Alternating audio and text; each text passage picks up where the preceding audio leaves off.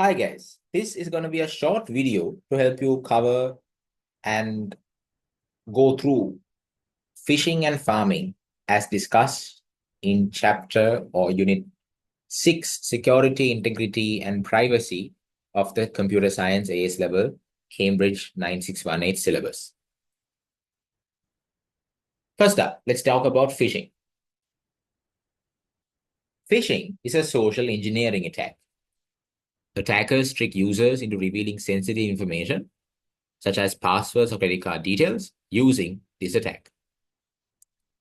Social engineering refers to the process in which a person is socially manipulated into revealing sensitive information. Phishing is done using a 4-step process most of the time, although this may change depending on exactly the way that phishing is carried out. But roughly speaking, or most often, an attacker first sends a fake email or message pretending to be a trusted source, like a bank or a service provider, and this is often directed at a particular user or a set of users. After that, when the person receives this message will include a malicious link or attachment. When the user clicks on this link or downloads this malicious attachment, they can either be taken to that website if they click on a link, or they might download this malicious attachment. And as a result, this malicious attachment may execute without your knowledge when downloaded and double-clicked on when downloaded on your computer, right? As a result of downloading the file and double-clicking on it, the file may run some malicious script that may steal the data from memory or from disk and give it to the malicious attacker. That's if the attachment is downloaded and the attachment is malicious. But if they click on a user, if the user clicks on a link, that link may take you to a fake website designed to look real. And finally, when the user enters their details onto this website, the attacker may steal the information. So as a result, phishing can be done in majorly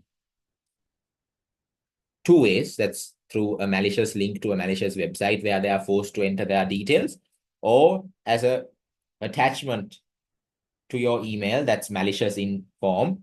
When downloaded, will run some malicious script or malware, as a result, stealing your information and sending it off to the attack.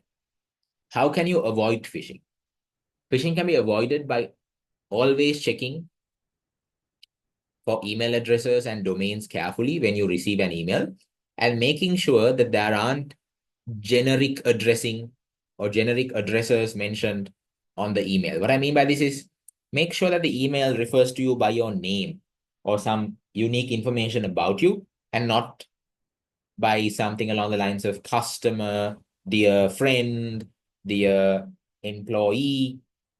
That is reason for suspicion. Don't click on suspicious links or download unknown attachments. Make sure that you have multi-factor authentication to protect your account. That's logging through passwords followed by another layer of PIN-based authentication, where you receive a PIN to your mobile phone, followed by another layer of fingerprint-based biometric authentication. Multiple layers or multiple factors of authentication must be used, and any phishing attempts must be reported to your IT team or email provider. Farming is a bit more technical, as it redirects users from a legitimate website to a fake one without the user's knowledge. And this can be even done through through emails, but it's more often done when the user tries to access a legitimate URL that, even if it's correct, may redirect the user to a fake one.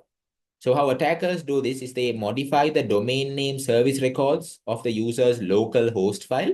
And when the user types a real web address, the system silently redirects them to a malicious web replica site. The user will look at the site and realize, oh, this site is the legitimate one. And they'll enter their credentials, like their password and username. And finally, they'll realize that they've been stolen. How do you avoid farming? Keep your antivirus and anti-malware software safe, and use DNS security tools and encrypted domain name service to ensure these kinds of DNS cache poisoning attempts are avoided. Avoid using public Wi-Fi for sensitive tasks, and always check for hypertext transfer protocol secure and valid SSL certificates on websites. That's phishing and farming. Do keep in mind for the exam, you need to know how phishing and farming is conducted, along with how they can be prevented. Thanks a lot, guys. Wish you all the best for your exams.